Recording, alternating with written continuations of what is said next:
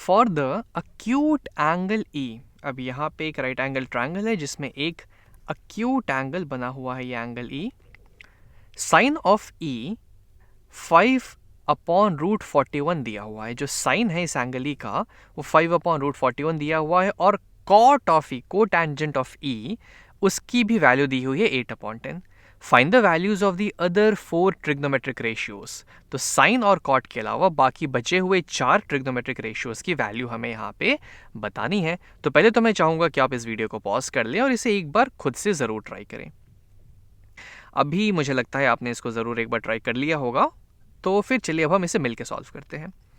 तो अगर मैं यहाँ पे साइन कॉस और टैन की बात करूँ तो पहले तो मैं यहाँ अपना वो मंत्र लिख लेता हूँ। सो कैटोआ।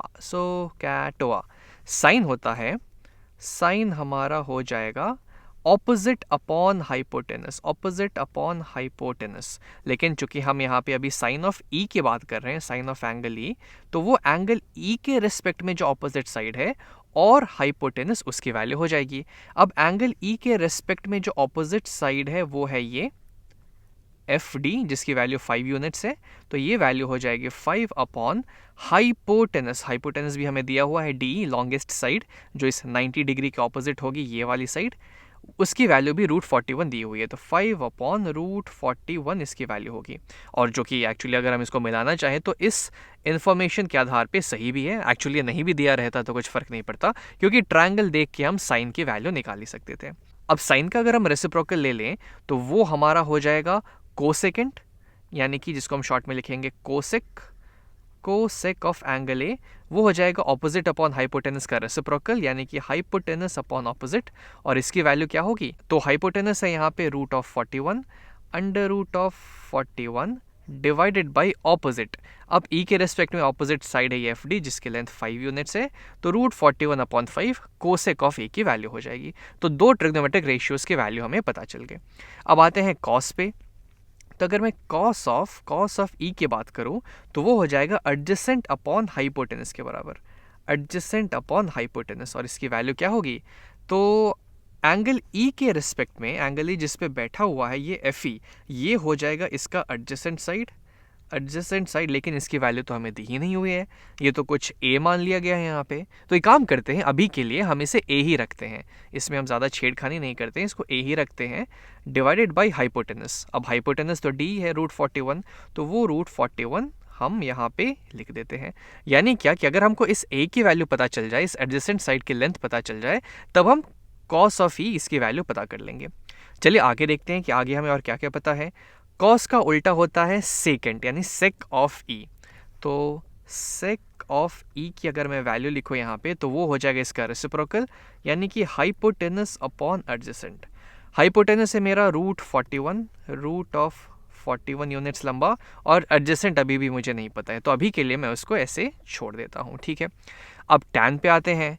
तो अब अगर यहाँ पे हम टैन की बात करें तो टैन ऑफ एंगल ई वो होता है opposite upon adjacent, opposite upon adjacent के बराबर।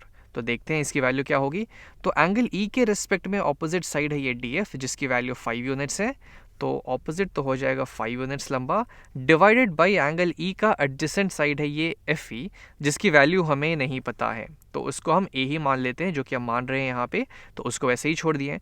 अब फिर आते हैं टैन के रेसिप्रोकल पे। तो टैन का रेसिप्रोकल होता है को टैंजेंट ऑफ ई, यानी कि कॉट ऑफ ई। तो ये हो जाएगा ऑपोजिट अपॉन एडजेसेंट का रेसिप्रोकल, यानी कि एडजेसेंट अपॉन ऑपोजिट। और इसकी वैल्यू क्या होगी यहाँ पे, तो एडजेसेंट तो हमें पता ही नहीं है, तो उसको हम जो कहते हो ए ही मान लेते हैं। और ऑपोजिट एंगल ई के रेस्पेक्ट में जो ऑपोजिट साइड है डी एफ, उसकी लेंथ है 5 यूनिट्स, तो ए अपॉन 5 ये हो गया।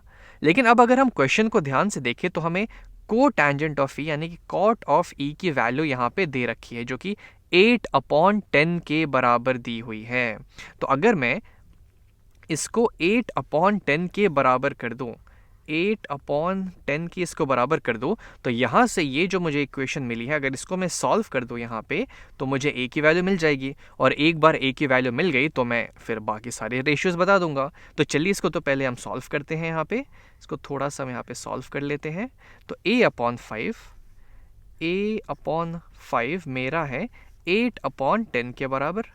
अब मैं काम करता हूँ, दोनों साइड में 5 से मल्टीप्लाई कर देता हूँ, क्योंकि मुझे सिर्फ एक ही वैल्यू चाहिए, ये अपॉन 5 मुझे यहाँ से हटाना है। तो मैंने दोनों साइड यहाँ पे 5 से मल्टीप्लाई कर दिया ताकि मेरी इक्वेशन बैलेंस भी रहे। ऊपर नीचे मैं 5 से डिवाइड करूँगा तो ये हो जाएगा 1, ये भी हो जाएगा 1। यहाँ भी ऊपर नीचे अगर मैं 5 से डिवाइड करूँगा तो ये हो जाएगा 5 1 5, 5 2 10। तो यहाँ से मेरी a की वैल्यू आ जाएगी 8/8/2 के बराबर। अब ऊपर नीचे मैं 2 से डिवाइड कर देता हूँ तो ये हो जाएगा 2 1 2, 2 4 8, यानी कि a की वैल्यू यहाँ से 4 यूनिट्स आ गई। a जो है एडजेसेंट साइड की लेंथ 4 यूनिट्स लंबी हो गई है। बस एक बार अब हमें a पता चल गया तो बस चलिए अब हम क्वेश्चन को वापस से देखते हैं। अब a की वैल्यू आ गई 4 यूनिट्स, तो tan ऑफ e हो जाएगा मेरा 5/4 के बराबर। उसी तरीके से sec ऑफ e हो जाएगा √41/a, यानी कि √41/4 के बराबर। cos ऑफ e की बात करें तो यह है a/√41, तो इसकी वैल्यू क्या हो जाएगी, a की वैल्यू है 4 डिवाइडेड बाई √41।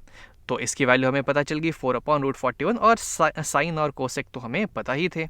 तो यहाँ से हमें सारे 6 के 6 ट्रिग्नोमेट्रिक रेशियोज पता चल गए।